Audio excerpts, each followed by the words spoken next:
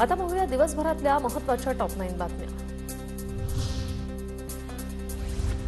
रायगडच्या पालकमंत्रीपदासाठी भरत गोगावले आग्रही, गोगावलेंकडून एकनाथ शिंदेंची भेट। 2.5 वर्षाचा फॉर्म्युला ठरत असेल तर वय आणि अनुभवाचा विचार व्हावा, गोगावलेंची मागणी।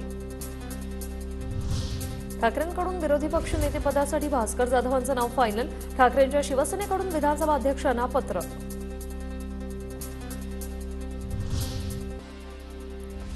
लाडक्या बहिणींना महिला दिनाची खास भेट, महिला दिनाच्या पूर्वसंध्येला फेब्रुवारी आणि मार्च महिन्याचा लाभ दिला जाणार। 2 महिन्यांचे 3,000 रुपये खात्यात जमा होतील।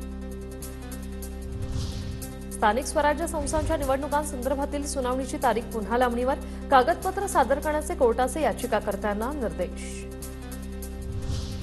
सुप्रिया सुळेंकडून भोर एसटी बस स्थानकातील सुरक्षेची पाहणी, सुप्रिया सुळेंनी प्रवाशांसोबत संवाद साधत समस्या जाणून घेतल्या। प्रवाशांच्या तक्रारी सोडवण्याच्या आगारातील अधिकाऱ्यांना सूचना। चंद्रपुरातील काँग्रेस कार्यकर्त्यांचा चंद्रशेखर बावनकुळेंच्या उपस्थितीत भाजपात पक्षप्रवेश, विलास विखार, डॉ सतीश कावळे यांच्यासह कार्यकर्त्यांचा प्रवेश, विजय वडेट्टीवार यांना धक्का।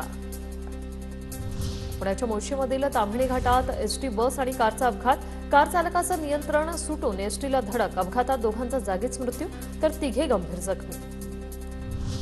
अकोल्यात अबू आझमीन विरोधात ठाकरेंच्या शिवसेनेचं आंदोलन, सपा कार्यकर्त्यांकडून आझमीन विरोधातील पोस्टर काढण्याचा प्रयत्न, दोन्ही पक्षातील कार्यकर्ते आमने-सामने।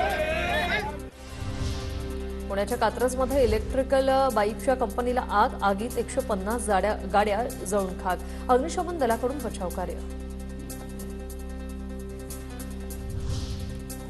एक महत्त्वाची बातमी, राष्ट्रवादी प्रत्येक 3 जिल्ह्याला एक संपर्क मंत्री नेमणार अशी महत्त्वाची बातमी।